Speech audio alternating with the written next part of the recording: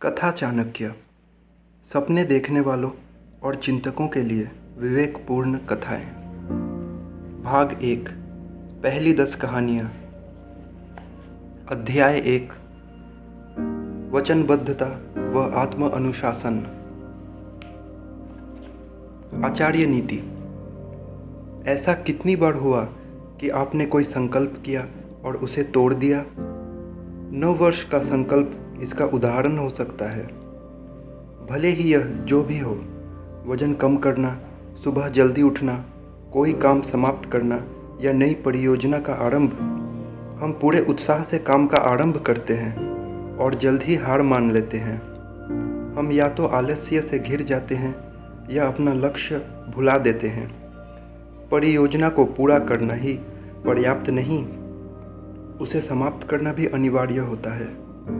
सबसे बड़ी समस्या यही है कि हमारे भीतर वचनबद्धता का अभाव है।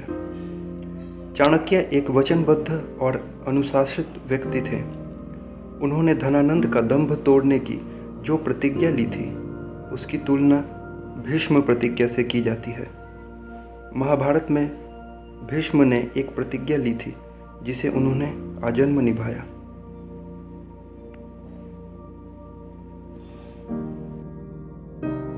आचार्य कथा। राजाओं को अल्पायु से ही गुरुकुलों में दार्शनिक विषय पढ़ाए जाते थे और उन्हें आध्यात्मिक आधार मिलता था। गुरुकुलों में छात्र अपने गुरुओं के साथ ही रहते थे। युवा राजकुमार सिंहासन पर आते ही इन बुनियादी बातों को भुला न दे। इन बातों को सुनिश्चित करने के लिए ही राजा व मंत्री अक्सर वार्षिक तौर पर दार्शनिकों व विशेषज्ञों को विमर्श के लिए बुलाते थे, जैसे आजकल वार्षिक सभाओं का आयोजन होता है। धनानंद के दरबार में भी ऐसा होता था, परंतु उसे यह समय की बर्बादी लगती थी। परंतु यह प्रथा उसके पूर्वजों ने चलाई थी, इसलिए उसे परंपरा का पालन करना पड़ता था। ऐसी ही एक घटना के दौरान कई विद्वान नए विचार रखने आए थे, परंतु धनानंद का कुछ पता नहीं था। राजा के बिना सभा का आरंभ नहीं हो सकता था। धनानंद के दरबार के प्रधानमंत्री अमात्य राक्षस वेदों के महान विद्वान थे, जिन्हें अपने ज्ञान और विवेक के लिए जाना जाता था।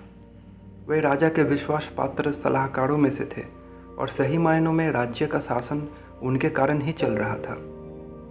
अमात्य राक्षस को एहसास हुआ कि मगध बौद्धिक समुदाय में अपना सम्मान खो रहा था, क्योंकि धनानंद ऐसी सभाओं में उपस्थित ही नहीं होता था।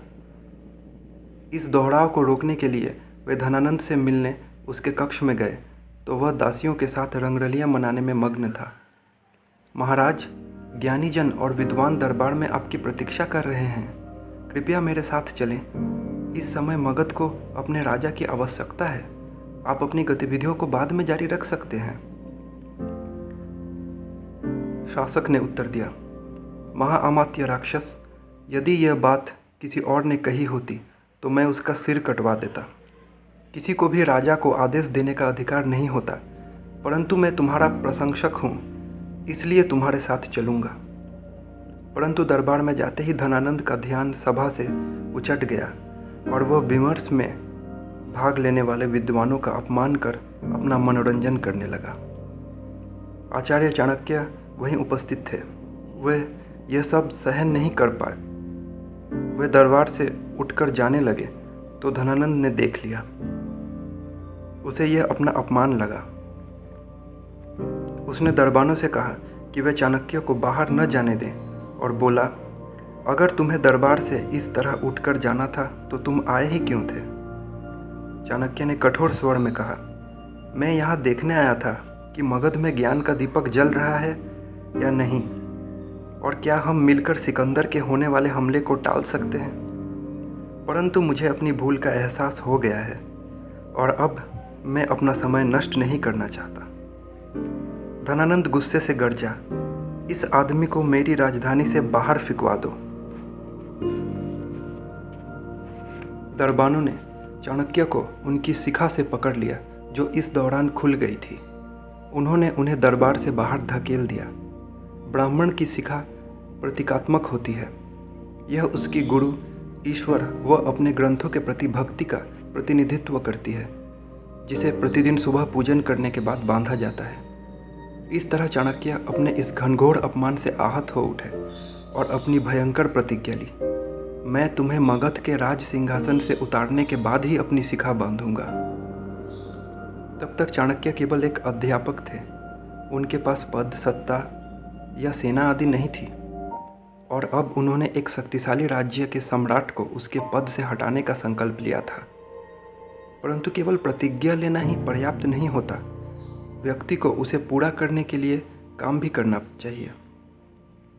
इस तरह चाणक्य जब भी अपनी शिखा देखते तो उन्हें अपनी प्रतिज्ञा का स्मरण हो आता, और अंततः उन्होंने धनानंद को उसके सिंहासन से उतारकर चंद्रगुप्त को मगध के राज सिंहासन पर बिठाकर इतिहास कायम किया। यह मौर्य वंश के आरंभ का सूचक था। अंतर्दृष्टि। यहाँ तक कि भ्रष्ट व्यक्ति भी निष्ठावान को मान देता है। धनानंद किसी का सम्मान नहीं करता था, परंतु अमात्य राक्षस की बात नहीं काटता था।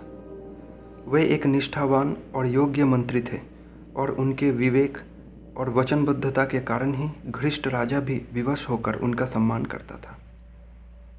विवेकपूर्ण व्यक्तियों के संग रहो। राजा को भी विवेकी लोगों का संग चाहिए। हम भी इसी अभ्यास से विवेकवान बन सकते हैं। अपने कहे शब्द को अवश्य पूरा करो। चाणक्य प्रतिदिन अपनी शिखा को देखकर अपनी प्रतिज्ञा को याद करते थे, परंतु उन्होंने अपने कहे शब्दों को सच भी कर दिखाया।